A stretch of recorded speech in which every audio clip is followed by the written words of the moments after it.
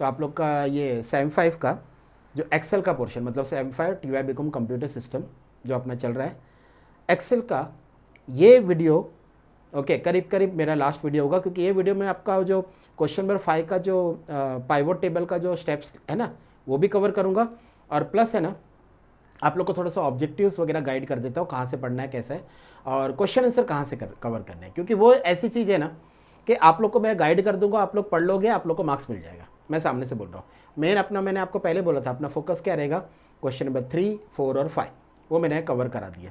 Okay ये steps. और दूसरी और एक चीज़ क्या कि आप लोग का जब TY बीकॉम का सेम 5 का फाइनल जब भी पेपर होगा ना, ठीक है, तो उसके पहले ना हमने प्लान करके रखा है, मैंने और हेमल सर ने, कि हम लोग है ना लाइव आके ओके सारे बच्चों की क्वेरी सॉल्व करेंगे। ओके तो उस टाइम पे मैं आप लोग को पूरा का पूरा एक तो रिवाइज भी करा दूंगा और आप लोग के डाउट्स भी ले लूँगा। फाइनल एग्ज़ाम यानी सेम 5 के फाइनल एग्ज़ाम्स के थोड़ा दिन पहले ओके लाइव आके आप लोग के डाउट्स हम लोग सॉल्व करेंगे। वो आप लोग को थोड़ा सा ट्रैक रखना पड़ेगा क्लासेस के साथ। ओके तो वो आप लोग को ज़रा ध्यान रखना है कि हम लोग का ये प्लानिंग है। ओके मतलब वो ऐसा नहीं होना चाहिए कि आप उसमें पार्टिसिपेट नहीं हुए, तो ज़रा ध्यान रखना। तो वो लाइव आके आप लोग को पेपर वगैरह का पैटर्न ये वो वापस रिपीट कर दूंगा और थोड़ा सा रिवाइज करा दूंगा, ताकि थोड़ा सा और कंफर्टेबल आप हो जाओ एग्ज़ाम के लिए, क्योंकि एग्ज़ाम के पहले पढ़ी गई चीज़ें ना सब याद रहती है, आप लोग को पता है। थोड़ा सा और गाइड कर दूंगा, ठीक है। चलो अभी ये पाइवोट टेबल ख़त्म करते हैं और थोड़ा सा ऑब्जेक्टिव्स और थ्योरी कहाँ से पढ़ना है वो गाइड कर देता हूँ आपको, ठीक है बच्चों। फाइन, चलो अभी इसमें सब टोटल और सॉर्ट अपना रेडी था। इस फाइल के ऊपर आपको स्टेप्स लिखने को आएगा 3 ऑप्शंस पे, एक सॉर्ट के ऊपर, एक सब टोटल के ऊपर और एक पाइवोट टेबल के ऊपर। तो स्टेप्स लिखना डिफ़िकल्ट नहीं है, बट खाली इतना है कि आपको एक सॉर्ट का स्टेप्स याद करके जाना पड़ेगा और एग्ज़ाम में जो क्वेश्चन है उसके हिसाब से मोल्ड करना पड़ेगा। जैसे अभी देखो ना, यहीं पे देख लो बच्चों, ये सपोज आप ये याद करके गए, एक बार वापस रिपीट कर देता हूँ, सॉर्टिंग तो ऑलरेडी मैंने करा दिया, बट एक बार रिपीट करता हूँ। आप ये याद करके गए, बट आपको एग्ज़ाम में कोई और टेबल आ गया, 1 मिनट है, ये वाला टेबल आ गया, ये यहाँ पे सब टोटल है, बट एग्जाम्पल ले लो, आपको सॉर्ट का क्वेश्चन आ गया। इसके ऊपर उन्होंने बोला for the following spreadsheet write the steps to to arrange the data on the basis of name, on the basis of name नहीं, नेम छोड़ो, on the basis of sales, क्योंकि वो जो आंसर है ना वो नेम का ही है। On the basis of sales आपको अरेंज करने को बोला, ठीक है, और कुछ नहीं बोला, मतलब असेंडिंग ऑर्डर। तो बच्चों ये अगर आप लोग याद करके गए ना ये वाला स्टेप्स, तो ये पूरे 7 स्टेप में अभी चेंजेस कहाँ कहाँ आएगा वो देखो। स्टेप नंबर 1, हाँ इसकी रेंज अलग, इसकी रेंज देखो, इसकी रेंज क्या है A1 से लेके E9, और इसकी रेंज क्या है क्वेश्चन पेपर में A1 से C8। पहला चेंज रेंज चेंज, क्योंकि इसकी रेंज अलग है, इसकी रेंज अलग है, मतलब पहला चेंज आपको इधर करना है, बाकी स्टेप नंबर 1 सेम। फिर स्टेप नंबर 2 डेटा पे क्लिक करना है, डेटा रिबिन अपीयर होगा बच्चों, no change. Step number 3 sort option पे क्लिक करना है, सॉर्ट एंड फिल्टर का, और सॉर्ट डायलॉग बॉक्स अपीयर हो जाएगा बच्चों, नो चेंज एट ऑल। फिर माई डेटा हैज़ हेडर को सिलेक्ट करना है, नो चेंज। हाँ स्टेप नंबर 5 में एक चेंज आएगा, और वो है सॉर्ट बाय के सामने आपका क्वेश्चन पेपर में उन्होंने सेल्स डेटा को बोला है, तो यहाँ पे आ जाएगा सेल्स, यहाँ पे आ जाएगा सेल्स इधर, और इधर क्योंकि वो अल्फ़ाबेट नहीं है, तो जब अल्फ़ाबेट नहीं होते बच्चों देखो नीचे देखो क्या लिखा है, लार्जेस्ट टू स्मॉलेस्ट और स्मॉलेस्ट टू लार्जेस्ट, तो असेंडिंग ऑर्डर है तो स्मॉलेस्ट टू लार्जेस्ट, इधर चेंज, इधर चेंज, इधर सेल्स, नेम की जगह सेल्स, स्मॉलेस्ट टू लार्जेस्ट, और रेंज चेंज। कितना चेंज किया बच्चों, 3 ही जगह पे तो चेंज किया आपने, और आपको जो दिया गया आंसर है ना आपने बना लिया। ये जो ट्रिक बता रहा हूँ ना बच्चों, ओके ये जब तुम लोग को आ जाएगा ना तो तुम लोग को स्टेप्स वाले भी जो क्वेश्चन है ना डिफिकल्ट नहीं लगेंगे, ये बात हमेशा याद रखना। अदरवाइज क्या होता है, ये मत सोचो कि हर एक क्वेश्चन को अपने हिसाब से स्टेप बना के आना है, नहीं बच्चों, ये स्टेप रेडी करके जाओ, और एग्जाम में जो क्वेश्चन आया ना देखो कहाँ कहाँ पे क्या क्या चेंजेस है। जैसे मैंने अभी क्या बोला, रेंज में चेंज, ये रेंज में चेंज थोड़ा सा, हेडिंग चेंज और ऑर्डर चेंज, बाकी का पूरा वर्ड टू वर्ड आप जो याद करके गए वही तो लिख के आए। समझ में आ गया ना बच्चों, तो ये इजी है, बट इसको थोड़ी अलग स्ट्रैटेजी से पढ़ाई करना है, स्टेप्स की, एक्सेल के स्टेप्स की। अब आता है एक टॉपिक पाइवोट टेबल। चलो पाइवोट टेबल देख लेते हैं। पाइवोट टेबल, हाँ ये रहा बच्चे लोग पाइवट टेबल। पाइवट टेबल में क्या बोला उसने, पाइवट टेबल का एक नॉर्मली 8 स्टेप्स है, फिर से 8, पहला कितना है 8 है, फिर 9 है, मतलब एक स्टेप बढ़ा और फिर से 8 है। तो क्वेश्चन कौन से है, लेट्स सी। हाँ, पाइवट टेबल पहला है कि पाइवट टेबल अपने को शो करना है सैलरी कंट्री वाइज, मतलब जो सब टोटल का क्वेश्चन था ना वैसे ही, but this time they are saying pivot table. मतलब एक बात बच्चों आपको रियली बोलो, जो काम सब टोटल में होता है ना वही पाइवट टेबल में होता है, लेकिन पाइवट टेबल में आपको डेटा को अरेंज करना नहीं पड़ता है, मतलब अल्फ़ाबेटिकली। आपने ध्यान दिया था सब टोटल में सबसे पहला स्टेप है arrange the data on the basis of country, arrange the data based on city. यहाँ पे आपको डेटा को अरेंज करने का ज़रूरत नहीं, ठीक है। चलो, तो पाइवट टेबल में आपको डेटा अरेंज करने का ज़रूरत नहीं होता है। देखो पाइवट टेबल का अगर मैं सॉल्यूशन सामने रखूँगा ना, ये देखो डायरेक्टली रेंज को सिलेक्ट किया, फिर इंसर्ट में इंसर्ट रिबिन, फिर पाइवट टेबल टेबल्स ग्रुप के अंदर है, फिर एग्जिस्टिंग वर्कशीट, फिर आपका लोकेशन सिलेक्ट करना है। ओके, मतलब ये वाला क्वेश्चन सॉल्व करके बताता हूँ। ये क्वेश्चन क्या है कि आपको कंट्री के हिसाब से सैलरी का ओके क्या निकालना है, सब टोटल, मतलब वही सब टोटल है बट पाइवट टेबल यूज़ करके। मतलब मैं क्या बोल रहा हूँ, जो आउटपुट सब टोटल में आता है वही पाइवट टेबल में आता है, बट पाइवट टेबल के लिए सोल्यूशन देख लो, no need to arrange the data alphabetically. तो बच्चों एक्सेल पे वर्क करके दिखाऊँ आपको। हाँ, ये सब टोटल को मैं रिमूव कर रहा हूँ, सब टोटल रिमूव ऑल। हाँ, क्या ये ओरिजिनल डेटा है बच्चों? तो नहीं, अगर ये ओरिजिनल होता तो नंबर वाइज होता, तो मैं एक बार ओरिजिनल ले लूँ इसको नंबर वाइज। हाँ, एक लेवल डिलीट कर दिया और यहाँ पे मैंने एम्प्लॉय नंबर ले लिया, स्मॉलेस्ट टू लार्जेस्ट। ये मेरा डेटा ओरिजिनल हो गया बच्चों, मेरे को डेटा अरेंज करने की ज़रूरत नहीं। मैं पाइवट टेबल से कंट्री वाइज डेटा का सब टोटल निकाल रहा हूँ, मतलब है सब total he, but not using the sub total, using the pivot table. हाँ, अभी पाइवट टेबल कहाँ पे बच्चों? इंसर्ट। तो पहले तो क्लिक करना है अपने डेटा के अंदर, फिर इंसर्ट टेबल्स ग्रुप में पाइवट टेबल, अभी इसने पूछा क्या है, ये रेंज, तो रेंज तो देखो ना ऑटोमेटिकली सिलेक्ट कर रहा है। न्यू वर्कशीट, एग्जिस्टिंग वर्कशीट में मैंने उसका ये वाला एड्रेस लिया, या तो F1 या तो G1, ये वाला, and then click on okay. हो गया। अब मेरे को बच्चों क्वेश्चन क्या था, ये देखो, अब इसका सॉल्यूशन में क्या दिया है, ये देखो, ड्रैग कंट्री, यहाँ तक ठीक है, ओके तक। फिर ड्रैग कंट्री, रो लेवल में कंट्री को ड्रैग करना और वैल्यू लेवल में सैलरी को ड्रैग करना। तो बच्चों देखो मैं ड्रैग कर रहा हूँ, रो लेवल में कंट्री को ड्रैग करना है, देखो कंट्री आ गई, और वैल्यू लेवल में सैलरी को ड्रैग करना, बस हो गया, ठीक है। तो ये बन गया, देखो ना, कंट्री वाइज सब टोटल रेडी, यही तो क्वेश्चन था यहाँ पे, ये देखो क्वेश्चन यही तो है। क्या क्वेश्चन है, एक मिनट, पाइवट टेबल का क्वेश्चन दिखा दो बच्चों। ये रहा, क्या लिखा है, create a pivot table showing total salary country wise.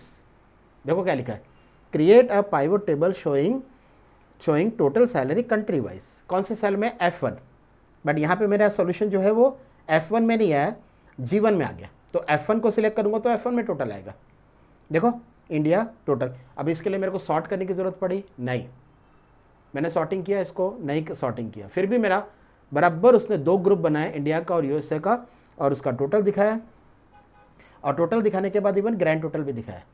बच्चों अभी आप बोलोगे सर ये सब टोटल जैसा अगर मेरे को बनाना है तो मतलब नेम भी अगर लेना है तो सिंपल, ये जो नेम है ना बच्चों, नेम, इसको भी आप रो में क्या करो, ट्रांसफ़र, बट कंट्री के बाद, हाँ, कंट्री के पहले नहीं, आफ्टर कंट्री।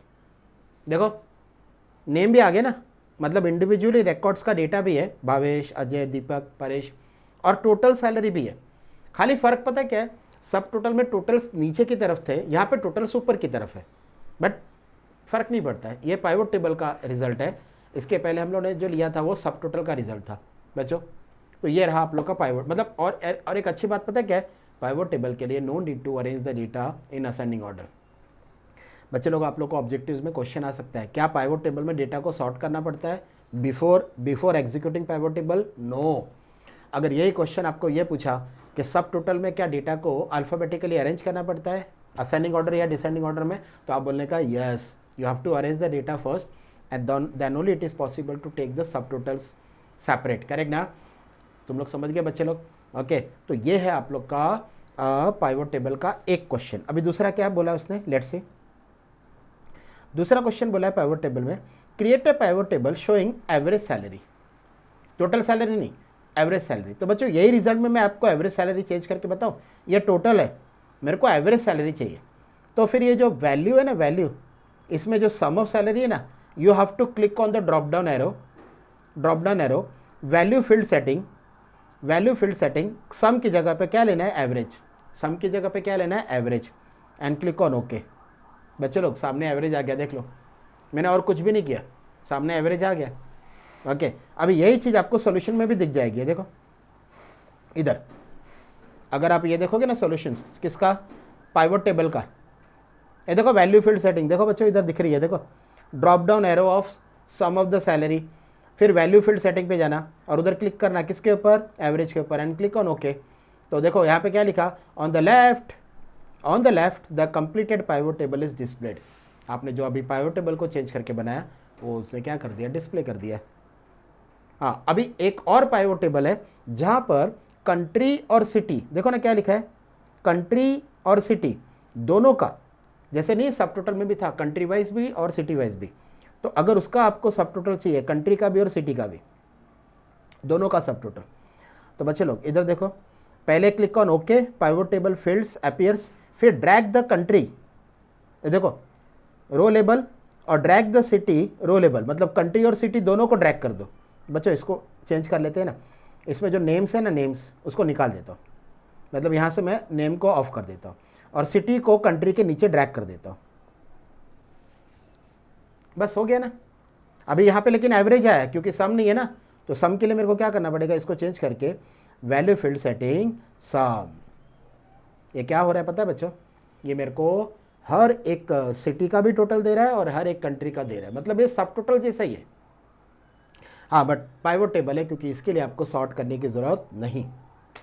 तो ये आप लोग का बच्चों इसका स्टेप्स देखो ना, ये रहा, मतलब अगर आपको ऐसा है ना कि कंट्री का और सिटी का दोनों का सब टोटल चाहिए, तो ड्रैग बोथ, ऊपर देखो एक ही ड्रैग हो रहा है, देखो सिटी, यहाँ पे दोनों ड्रैग करना है, कंट्री भी ड्रैग करना है और सिटी भी ड्रैग करना है, कंट्री भी ड्रैग करना है और सिटी भी ड्रैग करना है। तो बच्चों ये हो गया आप लोग का पाइवट टेबल का स्टेप्स। मैं बोल रहा हूँ तीनों स्टेप्स करके जाना, सॉर्ट का, सब टोटल का और पाइवट टेबल, तीनों स्टेप्स करके जाना, ठीक है, तीनों का स्टेप्स, और हर एक क्वेश्चंस का मतलब हर एक टॉपिक का एक एक स्टेप याद करके जाओ। फिर एग्जाम में जो भी आएगा ना, अकॉर्डिंगली यू चेंज, मतलब जहाँ पे भी रिक्वायर्ड है, फील्ड चेंज, रेंज चेंज, जो भी चेंज है उतना चेंज करो और आपका आंसर बन जाएगा, कोई टेंशन नहीं, ठीक है ना। हाँ, लेकिन अगर फार्मूलाज वाला क्वेश्चन है तो बच्चों इसके जो प्रीवियस वीडियो लेक्चर में मैंने आपको जो फार्मूलाज कराया था उसके बेसिस पे करना है। मतलब फार्मूला वाले क्वेश्चन में वो डेप्रिसिएशन का क्वेश्चन था, फिर आप लोग का नहीं वो ABCD, मतलब इतना परसेंट ये कैलकुलेट करो, इतना परसेंट ये कैलकुलेट करो। हाँ, बट स्टेप्स लिखने के टाइम याद रखना, वर्डिंग लिखना मत भूलना। Click at cell C2 and type the formula as, then फिर लास्ट में click at cell C2 again and drag the fill handle up to cell, जितना भी रहेगा उतना ड्रैग कर देना है। ये था बच्चों आप लोग का एक्सेल का क्वेश्चन नंबर 5। इतना अगर मेरे बोलते हैं ना गाइडेंस में अगर आप लोग पढ़ाई करोगे ना बच्चों, तो इवन क्वेश्चन नंबर 5 में भी आपको फुल मार्क्स मिल जाएंगे। ओके, क्वेश्चन नंबर 4 पे तो आपने अच्छा खासा मेहनत किया, that is on MySQL। Question number 3 and 4, okay, दोनों के दोनों क्वेश्चन MySQL टॉपिक के थे, ठीक है ना। हाँ, अब आप लोग का एक डाउट रहता है कि सर थ्योरी कहाँ से पढ़ने का। बच्चे लोग थ्योरी और ऑब्जेक्टिव्स मैं आप लोग को बता रहा हूँ, थ्योरी और ऑब्जेक्टिव्स का आप कहाँ से पढ़ना, एकदम ध्यान से देखो। ये जो मैं आप लोग को फाइल सेंड करूँगा ना, ये वाली, ये एक्सेल की फ़ाइल है, ये आप लोग की एक्सेल की फ़ाइल है। ओके, इसकी मैं PDF भेज, देखो ऊपर लिखा भी है ना, SAM 5 के लिए स्पेशली TY BCom कंप्यूटर्स के लिए हमने एक्सेल पोर्शन के लिए ये फाइल बनाई है। मैंने एक्सेल का पोर्शन का पहले ऑब्जेक्टिव्स क्या आता है, ज़रा थोड़ा सा पेपर पैटर्न याद करो। एकदम पहला ट्रू और फॉल्स जो था ना 2 मार्क्स का, एक्चुअली 3 ट्रू और फॉल्स आएंगे जिसमें से आपको 2 अटैम्प्ट करने हैं। मतलब MCQ 1 एक्सेल से नहीं पूछते, पहला 2 मार्क्स का ट्रू और फॉल्स, फिर 2 मार्क्स का ये इससे MySQL से, और बाद में टोटल 11 मार्क्स का उसमें आपका इसमें ट्रू और फॉल्स भी था और MCQ 1 भी था, वो पूरा का पूरा DNA टॉपिक था, डेटा कम्युनिकेशन, नेटवर्किंग और इंटरनेट। तो बच्चों खाली 2 मार्क्स का ऑब्जेक्टिव आएगा। वैसे तो इजी ऑब्जेक्टिव होता है, बट फिर भी ऑब्जेक्टिव सर कहाँ से पढ़ने का। तो बच्चे लोग यहाँ पे ना मैंने ना ट्रू और फॉल्स ऑब्जेक्टिव्स का रखा है, ये रहा ऑब्जेक्टिव्स के ट्रू और फॉल्स आंसर के साथ। ओके, तो how many I have created here, around 50। बच्चे लोग ये 50 ऑब्जेक्टिव्स आप लोग करके जाना। देखो ऑब्जेक्टिव ऐसी चीज़ होती है ना, कभी कभी हमारे खुद ऑब्जेक्टिव्स में से क्लिक हो भी जाते हैं, कभी कभी हमने जो आपको पढ़ाया होता है ना उसमें से ऑब्जेक्टिव्स हो जाता है।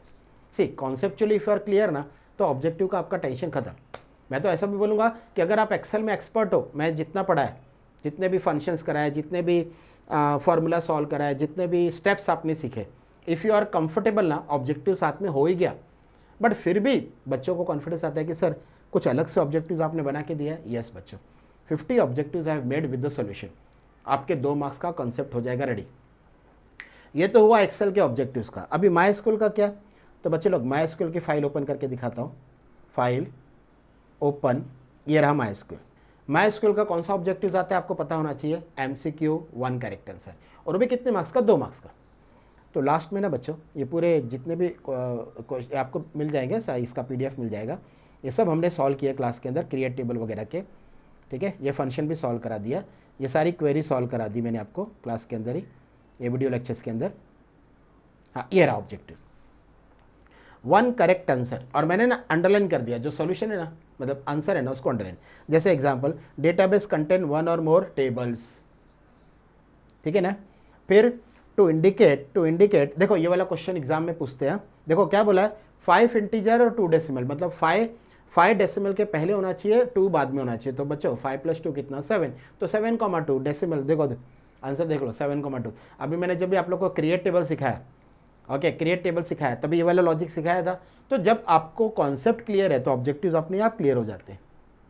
और कुछ ऐसे होते हैं जो प्रैक्टिकल में नहीं हुए, वो थ्योरी में कवर हो जाएंगे। जैसे क्वेश्चन नंबर 3, टाइम। अगर मेरे को टेम्पोरल डेटा टाइप, ओके, अगर मेरे को टाइम का चाहिए तो बच्चे लोग उसका टाइम स्टैम्प बोलते हैं, मतलब कौन सा टाइम है, मैं वो डेट और टाइम दोनों मेरा स्टोर हो रहा है, ओके। और अगर मेरा ट्रू और फॉल्स वाला डेटा है तो it is a Boolean type data. अभी तो हमने प्रैक्टिकली वर्क करके देखा ना, है कि नहीं। तो बच्चों कुछ ऐसी चीज़ होती है जो प्रैक्टिकल में नहीं आती, जैसे ये देखो, मेमोरी स्टोरेज रिक्वायर्ड डबल के लिए इज़ 8। अब ये चीज़ आपको याद रखनी है कि डबल के लिए मेमोरी स्टोरेज इज़ 8। तो ये तेरा ऑब्जेक्टिव्स एक बार पढ़ लेना, ओके। तो अगर इसमें से कुछ ऑब्जेक्टिव्स क्लिक हुआ, नहीं तो भी आप कॉन्सेप्चुअली अगर क्लियर हो तो भी ऑब्जेक्टिव्स आप सॉल्व कर सकते हो। अब आता है सर ऑब्जेक्टिव्स में जो बाकी का 11 मार्क्स का ऑब्जेक्टिव्स है, ट्रू और फॉल्स, और ये वो इसमें से आता है, थ्योरी में से। तो बच्चों उसकी भी फाइल मेरे पास रेडी है, वो फाइल मैं आपको सेंड करूँगा, ठीक है। वो फाइल मैं आपको ओपन करके दिखाता हूँ। हाँ, चैप्टर नंबर अपना फोल्डर MySQL, नहीं MySQL नहीं, SAM 5, और ये रहा theory, Excel, MySQL, data communication, objectives of SAM 5। ये एक्सेल के ऑब्जेक्टिव्स, ये वाला एक अलग से मैंने एक फ़ाइल बनाया। तो ये ऑब्जेक्टिव्स वाली फाइल आपको भेज दूंगा ना, तो ऑब्जेक्टिव की पढ़ाई यहाँ से कर लेना, मतलब वही क्वेश्चन है, टेंशन मत लेना। बट इसको ना मैंने मर्ज करके एक फाइल में डाल दिया है। अच्छा, इसमें डेटा कम्युनिकेशन के भी है, देखो ना, ट्रू और फॉल्स, और डेटा कम्युनिकेशन का MCQ 1 करेक्ट आंसर, और नीचे देखो उसका वो भी रहेगा। फिर MySQL का भी डाला मैंने इसमें, वही चेक कर लेता हूँ। इसके अंदर डेटा कम्युनिकेशन है और इसका है, और MySQL के MCQ और ट्रू और फॉल्स उसके हैं। हाँ बच्चों, ये वाली फाइल है ना, ये वाली सेंड कर दूंगा आपको, सोल्यूशन के साथ है। ये वाली फाइल में ना आपका सीधा क्वेश्चन नंबर 1 के सारे ऑब्जेक्टिव्स, ओके, मैंने सॉल्व करके डाले। तो ये फाइल का PDF आपको भेज दूंगा। इसमें आपके थ्योरी वाले पार्ट का भी हो जाएगा, मतलब डेटा कम्युनिकेशन, नेटवर्किंग और इंटरनेट, ठीक है। अब एक चीज़ आती है कि सर फिर क्वेश्चन आंसर कौन सा पढ़ने का। बच्चों मैं अभी आपको गाइड करूँगा क्वेश्चन आंसर कौन सा पढ़ने का। तो खाली एक चीज़ करना, कोई भी 4 साल के पेपर का थ्योरी वाले क्वेश्चंस देखना है, और 5th क्वेश्चन ये तुम लोग खुद कर लेना। कोई भी 4 साल के पेपर सामने रखना, 5th पेपर के क्वेश्चंस देखना। तो आप बोलोगे सर 4 साल के पेपर के क्वेश्चंस वापस यहाँ पे रिपीट हो रहे हैं, 4 साल के पेपर वापस वहाँ पे थ्योरी में रिपीट हो रहे हैं, ठीक है। तो मेरा एक सजेशन है कि आपके जितने भी मैं आप लोग का ये है ना पेपर्स है ना सेंड करूँगा ना, जब मैं आपको उसकी सॉल्यूशन भेजूंगा ना सब क्वेश्चंस की, वहाँ पे थ्योरी का पार्ट मैं आप लोग को दे दूंगा, मतलब पेपर के सॉल्यूशन का दे दूंगा। ओके, वैसे भी आप लोग के पास इसका TY BCom का इसका जो टेक्स्ट बुक होता है ना, इवन आप उसमें से भी थ्योरी रेडी कर सकते हो। बट मेरे हिसाब से थ्योरी रेडी करना प्रीवियस अगर समझो आप लोग 5 या 6 पेपर, वैसे तो मैं आपको 10 से ज़्यादा पेपर भेजने वाला हूँ, उतना पेपर किया तो it is more than enough, but मैं ऐसा बोल रहा हूँ 5 से 6 पेपर का भी अगर आपने थ्योरी पे कर लिया ना, तो वो क्वेश्चंस वापस क्या होते हैं, रिपीट। आप खुद उसकी रिसर्च कर लो ना बच्चों, मेरे को बोलने की ज़रूरत ही नहीं। आप खुद ऐसे 4 पेपर सामने रखोगे, बोलोगे हाँ ये तो पेपर इसमें से जनरेट हुआ। ओके, तो मैं आप लोग को ऐसा बोल रहा हूँ कि जितने भी पेपर मैं आपको भेजूँ, अगर आप उसके थ्योरी क्वेश्चंस कर लो, ओके, थोड़े ऐसा लगेगा आपको कि ज़्यादा पढ़ाई कर रहे हैं, ऐसा कुछ नहीं है, क्योंकि फिर एक टाइम पे क्वेश्चंस रिपीट होना चालू होंगे। जैसे अगर मैं आपको बोलूँ कि 11 या 12 पेपर के सारी थ्योरी के क्वेश्चंस मैं आपको सेंड कर दूंगा, फिर आप बोलोगे सर इतने सारे क्वेश्चन, कुछ नहीं, 4 पेपर सॉल्व कर लोगे ना जब भी, उसके बाद क्वेश्चंस आपको वापस से रिपीट दिखते जाएंगे। फिर आप खुद ही बोलोगे अरे ये तो क्वेश्चन उसमें भी पढ़ा था, ये क्वेश्चन उधर पढ़ा था, ये क्वेश्चन उधर पढ़ा था, करेक्ट ना। तो रिपीटेशन हो जाएंगे क्वेश्चंस के, तो आपका पोर्शन वैसे ही थ्योरी में कम हो जाएगा। और बच्चों थ्योरी में भी ऐसा है, 8 मार्क्स के 2 क्वेश्चन, 7 मार्क्स के 2 क्वेश्चन। मेरा एक सजेशन है, जो भी आपको बेस्ट आता है ना 8 मार्क्स, जो भी बेस्ट आता है ना 7 मार्क्स, दैट योर टाइम, पूरा लिखने को मत जाओ, अननेसेसरी आपका टाइम वेस्ट होगा। वो टाइम के चक्कर में कहीं ऐसा ना हो जाए आपका 3, 4 और 5 में से थोड़ा पोर्शन छूट जाए थ्योरी में। और माय सजेशन इज थ्योरी वाले क्वेश्चन को लास्ट में अटेम्प्ट करने का। पहले क्या करो, ऑब्जेक्टिव जितना आ रहा है, नहीं तो बाकी जगह रख दो। पेपर अटेम्प्ट कैसे करना है वो बता रहा हूँ बच्चे लोग, ध्यान से सुनो। क्वेश्चन नंबर 1 ऑब्जेक्टिव से शुरू करो, जो ऑब्जेक्टिव का आंसर आ रहा है उसको कर दो, जो नहीं आ रहा है क्वेश्चन पे मार्किंग करके रखो, कि बाद में लास्ट में एंड में सोच लेंगे किसका क्या करना है, ठीक है, हो गया। फिर क्वेश्चन नंबर 2 हाथ में मत लो, my suggestion is question number 2 हाथ में मत लो, 3, 4, 5 पहले कर लो, पहले ना सिक्योर कर लो आपके पासिंग मार्क्स, मतलब आप पास हो गए। फिर उसके बाद लास्ट में ना क्वेश्चन नंबर 2 जो थ्योरी वाला पार्ट है ना, वो एकदम एंड में रखो, एकदम एंड में। और जितना भी आपके पास समय बचता है ना लास्ट में, तो आराम से थ्योरी आप लिख सकते हो, एंड में करो एकदम थ्योरी। क्योंकि थ्योरी अगर आपने स्टार्ट में लिखा ना, तो आप लोग को एक रहेगा दिमाग में कि अरे अभी तक MySQL बाकी है और मेरा कितना टाइम ये थ्योरी खा रहा है। क्योंकि थ्योरी में क्या होता है, अक्सर आपका जो टाइम है ना वो कभी कभी ज़्यादा चला जाता है।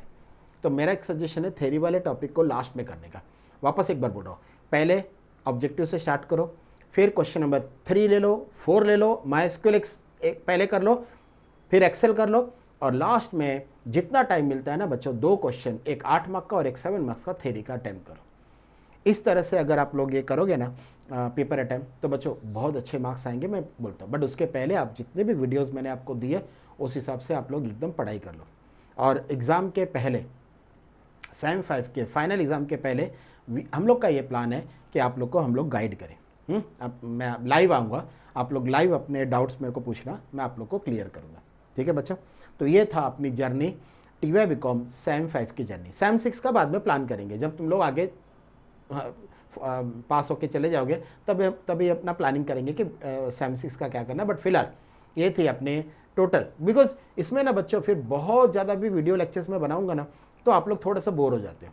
इसमें मेन क्या है, 3, 4 और 5। क्वेश्चन नंबर 3 मैंने आपको पहले बोला था, मैं आपको पढ़ाऊंगा 3, 4 और बाकी गाइड कर दूंगा कहाँ से पढ़ना है।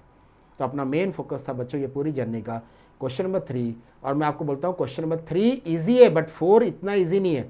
बट 4 का मैंने ट्रिक क्या बताया बच्चों, आपको क्वेरी पहचानना है, कौन सी नॉर्मल क्वेरी है, कौन सी सब क्वेरी है, या फिर कौन सी ग्रुप बाय की क्वेरी। एक बार आपने वो क्वेरी को आइडेंटिफाई करने को आ गया ना बच्चों, आराम से आप लोग क्वेश्चन नंबर 4 भी अटेम्प्ट कर सकते हो।